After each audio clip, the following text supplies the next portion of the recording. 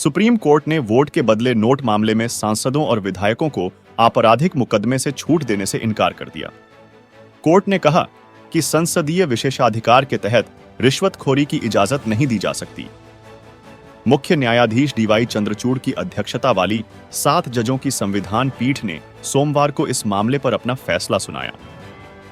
Chief justice ने कहा कि हम 26 साल पुराने पीवी नरसिम्हा वाले फैसले से सहमत नहीं हैं, जिसमें निर्वाचित जनप्रतिनिधियों को सदन में भाषण देने या वोट के लिए रिश्वत लेने के मामलों में मुकदमे से छूट दी गई थी।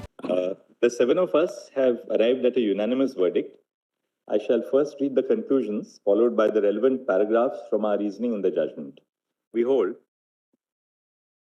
in the course of this judgment, while analyzing the reasoning of the majority and minority in P.V. Narasimha Rao, we have independently adjudicated on all aspects of the controversy, namely, whether by virtue of Articles 105 and 194 of the Constitution, a member of Parliament or the Legislative Assembly, as the case may be, can claim immunity from prosecution on a charge of bribery in a criminal court. We disagree with and overrule the judgment of the majority on this aspect. अदालत ने कहा कि अगर कोई सांसद भ्रष्टाचार और घूसखोरी करता है तो यह चीजें भारत के संसदीय लोकतंत्र को बर्बाद कर देंगी। आर्टिकल 105 की सेक्शन 194 के तहत मिले विशेषाधिकार का मकसद सांसद के लिए सदन में भय रहित वातावरण बनाना है। अगर कोई विधायक राज्यसभा इलेक्शन में वोट देने के लिए घूस लेता है तो उसे भी प्रिवेंशन ऑफ करप्शन एक्ट का सामना करना पड़ेगा। We hold that bribery is not protected by parliamentary privilege for the following reasons.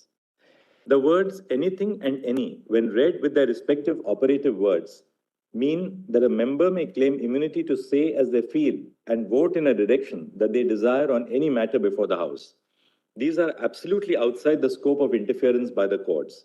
The wide meaning of anything and any, read with their companion words, connotes actions of speech or voting inside the House or committee, which are absolute. Further, the purpose of parliamentary privilege to provide legislatures with a platform to speak and vote without fear is equally applicable to elections to the Rajya Sabha and elections for the President and the Vice President as well. So we have overruled the judgment in P.V. Narasimha Rao. प्रधानमंत्री नरेंद्र मोदी ने इस ऐतिहासिक निर्णय पर अपनी प्रतिक्रिया व्यक्त करते हुए सुप्रीम कोर्ट की इसके लिए प्रशंसा की है। बेंच के सदस्यों की तस्वीर शेयर करते हुए उन्होंने सोशल मीडिया प्लेटफॉर्म एक्स पर लिखा है कि माननीय सुप्रीम कोर्ट ने एक महान फैसला सुनाया है। यह फैसला स्वच्छ यानी साफ सुथरी राजनीति को सुनिश्चित करेगा। इससे लोगों का व्यवस्था पर और भी गहरा विश्वास होगा।